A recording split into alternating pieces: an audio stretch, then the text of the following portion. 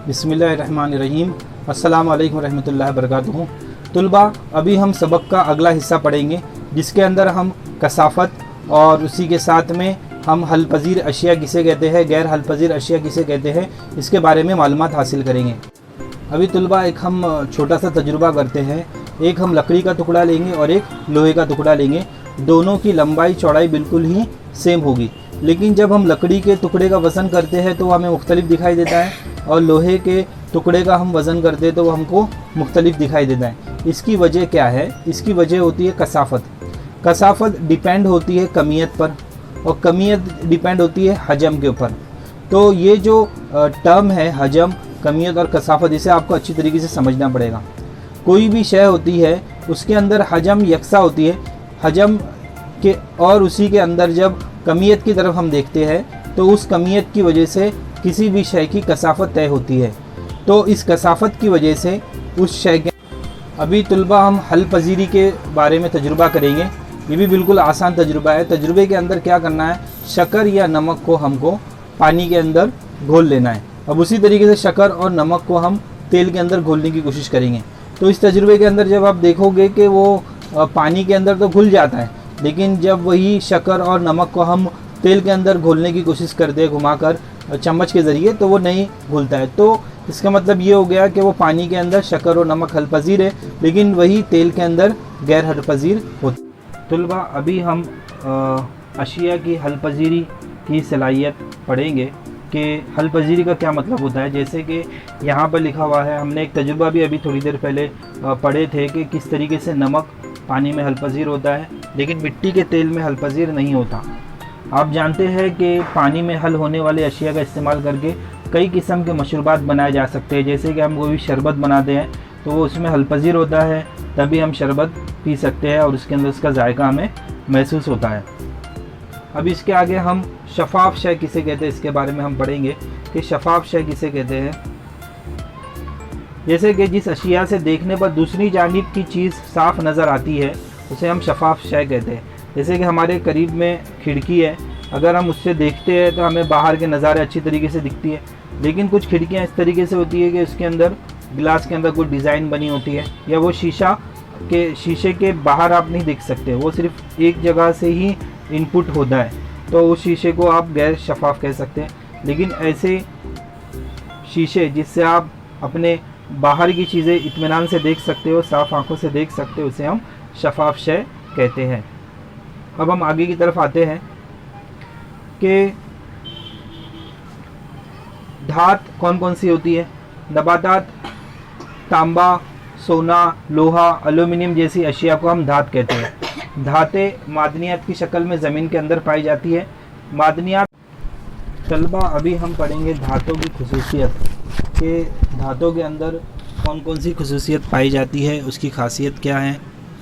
अभी आप सोने के बारे में देख रहे हो, हमारे घर पे जो हमारी वालदा है उनके पास सोना होगा, हमारी बहन है उनके पास सोना होगा, या आप कहीं रास्ते के ऊपर कोई सुनार की दुकान देखे होंगे तो उनके पास सोने के ज़ेवरात होते हैं, चांदी के ज़ेवरात होते हैं।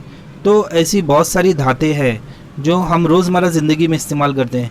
घर में जो बर्तन होते हैं वो किसी न किसी धात के बने होते हैं, और घर में जो कढ़ाई होती है वो भी किसी न किसी धात की बनी होती है। तो ये जो लोहा है, एल्यूमिनियम है, ये मुख्तलिफ़ धातें कहलाती हैं। अभी हम आगे की तरफ पढ़ते हैं। तांबे या एल्यूमिनियम के बारीक तार का एक टुकड़ा या छोटी कील लीजिए। आप इसे अपने घर पे भी कर सकते हैं इत्मीनान से। कि आप क्या करेंगे, एक कील लेंगे, कोई भी हो, उसका एक टुकड़ा लेकर छोटी सी कील लीजिए, इस पर हथौड़ी से ज़रब लगाइए। तो क्या होगा, आपको क्या नज़र आता है, जैसे कि आप इसके अंदर देखते हो कि अगर हम इस तरीके से हथौड़ी से कील मारते हैं तो कील या तो टेढ़ी हो जाएगी या तो अंदर धंस जाएगी जिस सतह पर हम उसे ज़रब लगा रहे हैं। धातों पर इस तरह ज़रब लगा के पतरा बनाए जाते हैं। इसी खुसूसियत को वर्क पज़ीरी कहते हैं। अगर हम कील को इस तरीके से ज़रब लगाते हैं ज़ोरदार तरीके से, तो देखोगे कि वो चिपटी हो जाती है। तो इसकी इस खुसूसियत को कहते हैं वर्क पज़ीरी। इस खासियत को हम क्या कहेंगे, वर्क पज़ीरी की खासियत कहते हैं हम। अभी और वर्क पजीरी की खासियत आपको समझ होगा कि यानी किसी धात में जो पतले होने की जो सलाहियत होती है ज़रब लगाने पे वो क्या होगा, वर्क का मतलब क्या होता है, वर्क का मतलब होता है जैसे आपका जो कागज़ जो होता है ना एकदम पतला होता है तो उसे हम क्या कहेंगे, वर्क। तो ये वर्क पजीरी की सलाहियत किसके अंदर होती है, धात के अंदर पाई जाती है। अभी हम आगे की तरफ चलते हैं। लोहार की दुकान में गर्म लोहे को पीट कर पतला या चिपटा किया जाता है, इसका मुशाहिदा कीजिए। लोहे की सलाख को मुसलसल घुमाते हुए घिन से ज़रब लगाने पर वो लंबा होता है, उसको खींचकर तार बनाते हैं।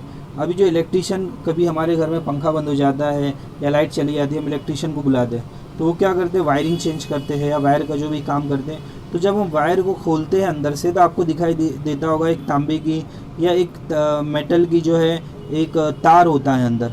तो वो तार जो होता है वो भी एक धात है। तो धात की एक सलाहियत होती है, उसे कितना भी खींचो वो काफ़ी लंबे इसमें खींचा जाता है। जैसे धागा जो होता है उसके धागे की तरह हम बना सकते हैं। तो ये जो इसकी खासियत महसूस किया है, इसके अंदर तार पजीरी की खासियत होती है। उसे काफ़ी लंबे जो वायरिंग होती है उसको आप खुद सोचिए कि वो जो वायर होता है वो कितना लंबा जा सकता है। धातों को खींचकर तार बनाया जा सकता है, इस धात को तार पजीरी कहते हैं। चांदी, सोना, तांबा, प्लैटिनियम के तार बनाए जाते हैं। इस तरीके से आप देख रहे हैं मुख्तलिफ धातों के तार बनाए जाते हैं। सबसे ज़्यादा लंबा जो तार होता है वो सोने का होता है। जिस तरीके से आप जेवरात बनाते हो तो कितना उस पर ज़रब लगाते हैं सोने के ऊपर, तभी जाके जेवर तैयार होता है, तभी जाके पतले से पतला जेवर तैयार होता है। तो उसकी तार जो होती है ना वो कितना भी बारीक से बारीक करो टूटेगी नहीं जल्दी से। तो सोने की तार काफ़ी मजबूत नहीं यानी कि काफ़ी लंबी होती है, काफ़ी उसके अंदर लचक पाई जाती है। अब हम आगे की तरफ आते हैं। दीवार पे लगा हुआ बिजली का बोर्ड, स्विच बोर्ड लकड़ी या प्लास्टिक का क्यों होता है? अभी सभी के घर के अंदर जो स्विच बोर्ड होगा जिसके ऊपर पंखे का बटन होगा ना, पंखा, लाइट या स्विच होगा उसके अंदर, तो ये बोर्ड लगा क्यों होता है और ये लकड़ी या प्लास्टिक का ही क्यों होता है? देखना आप, कभी वो लोहे का नहीं होगा, तांबे का नहीं होगा। तो उसकी वजह क्या होती है हम आगे पढ़ेंगे। कुकर का हैंडल प्लास्टिक का क्यों होता है? जैसे कि आप लोग देखोगे कुकर जो हम रोज़मर्रा इसमें इस्तेमाल करते हैं उसके हैंडल प्लास्टिक का क्यों बनाया हुआ होता है? कुकर का हैंडल प्लास्टिक का क्यों होता है? अब सबसे अहम चीज़ तमाम बच्चों को इस चीज़ को समझना है कि सबसे अहम चीज़ क्या है। सबसे अहम चीज़ ये होती है कि इसके अंदर करंट जाता है या नहीं जाता है। अब हम वापस से पहले की तरफ आते हैं। दीवार पे लगा हुआ बिजली का बोर्ड लकड़ी या प्लास्टिक का क्यों होता है? इसकी सबसे पहली वजह होती है कि इसके अंदर से करंट ना गुजरे, इसकी वजह से वो स्विच बोर्ड लकड़ी या प्लास्टिक का होता है। तो जिसके अंदर करंट गुजरती है, जैसे कि कोई भी धातु है उसके अंदर करंट चले जाता है, उसमें से गुजर जाता है, उसे बर्क पजीरी कहते हैं। अभी मैं इसे पूरी इसकी डेफिनेशन पढ़ूँगा, उसकी मैं जो है तारीफ़ पढ़ूँगा, आप लोग तमाम बच्चे उसे अच्छी तरीके से सुने कि क्या है। धातों से बर्क का ईसाल होता है, यानी इसमें से बर्क गुजरती है, करंट गुजरता है। तमाम धातें कम या ज़्यादा तनासुब में बर्क की मौसिल होती है। मौसिल के मायने क्या हो गए? इसके अंदर से गुजरने वाली होती है, इसे हम क्या कहेंगे? मौसिल होती है। इसी खुसूसियत को बर्क की मौसिलत या धातों की बर्क गुजारी कहते हैं। अब धात के एक टुकड़े को, अब यहाँ पर हम देख सकते हैं धात के एक टुकड़े को एक सिरे को हरारत पहुँचाई जाए तो कुछ देर बाद पूरा टुकड़ा गर्म हो जाता है, यानी धात हरारत का मौसिल है, इसे हरारत की मौसिलियत कहते हैं। अभी तुलबा आपको इस चीज़ को समझना है, जिस तरीके से आपने देखा कि ये जो है प्रेशर कुकर है उसका हैंडल प्लास्टिक का क्यों होता है। अब इस तरीके से हरारत की मौसिलत के लिए, जैसे आप तवे के ऊपर कोई चीज़ गर्म कर रहे हो या अंडा बना रहे हैं मम्मी, तो आप देखोगे तवे के जो हैंडल होगा उसको वो काफ़ी दूर रहता है और वो या तो लकड़ी का होगा या प्लास्टिक का होगा, ज़्यादातर प्लास्टिक का होता है। क्यों उसको प्लास्टिक का हो जाता है? क्योंकि हरारत ट्रांसफ़र होती है। अगर आप तवे के ऊपर कोई चम्मच रख दो, तवे के साइड में एक चम्मच रख दो जहाँ से गैस जल रही है, तो क्या होगा? उसकी हरारत तवे के उस चम्मच के अंदर क्या होगी? ट्रांसफ़र होगी और आपको चटका लग जाएगा, आपका हाथ ज़ख्मी हो सकता है। तो इस जो खुसूसियत जो होती है जिससे हरारत ट्रांसफ़र होती है, एक जगह से दूसरी जगह जाती है, उसे एक जुमला कहा गया है हरारत की मौसिलियत। इसे आप समझ लीजिएगा, हरारत की मौसिलियत। अब हम आगे बढ़ते हैं। धातों में मखसूस चमक होती है, हर धात का मखसूस रंग होता है जिसके ज़रिए वो पहचानी जाती है। जैसे सोने का मखसूस रंग कौन सा है? पीला है। तांबे का भी मखसूस रंग पीला होता है। एल्यूमिनियम का सफ़ेद होता है, चांदी का भी सफ़ेद होता है, और लोहे का कलर आप जानते हैं थोड़ा हल्का ऑरेंज कलर का होता है या फिर डार्क ऑरेंज के चॉकलेटी कलर का होता है। तो आप ये तमाम चीज़ें रोज़मर्रा ज़िंदगी में हम देखते रहते हैं। अब हम आगे की तरफ जाते हैं। ये आपको धातु की खुसूसियत तमाम समझ में आ गई कि धात जब लंबा होता है उसको हम क्या कहते हैं। इस तरीके से सबसे पहले हमने क्या पढ़े, धात की जो वर्क पजीरी की सलाहियत होती है, सबसे पहले इसकी वर्क पजीरी की सलाहियत हमने समझे।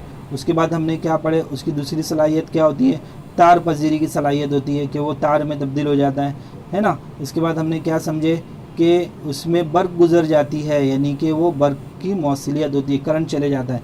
उसके बाद हमने क्या समझा, इसके अंदर जो है हरारत भी मौसिलियत होती है, हरारत भी चले जाती है। उसके बाद हमने उसके लिए देखा कि इसमें एक चमक मौजूद होती है। धातु में क्या चीज़ होती है, चमक मौजूद होती है। तुलबा अभी एक जो है एक अमल कर सकते हैं। ये तो एक म्यूजिशियन का आपको दिखाई दे रहा है कि किस तरीके से जो म्यूजिशियन इसे इस्तेमाल करते हैं गाने वगैरह के अंदर। तो सितार, बिहार, दूसरे आलात मौसीकी के तार छेड़िए, घंटी बजाइए, स्टील के डब्बे पर चम्मच से ज़रब लगाइए तो आपको मखसूस आवाज़ सुनाई देगी। लकड़ी की मेज़, पत्थर के फर्श पर लकड़ी से मारिए, दोनों आवाज़ों की फ़र्क को गौर से सुनिए। अब जो है यहाँ पर आप एक गूंजदार आवाज़ कहते हैं, जैसे घंटी की, स्कूल की घंटी की आवाज़ होती है ना, तो वो कितनी गूंजती है आवाज़।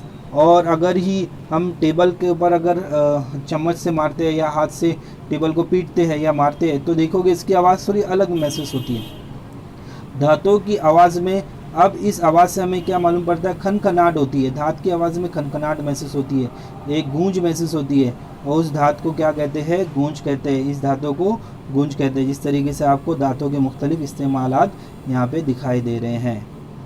हम आगे की तरफ आते हैं, जो है कि इसके अंदर जो हमारा सबक बिल्कुल ख़त्म होने आया है।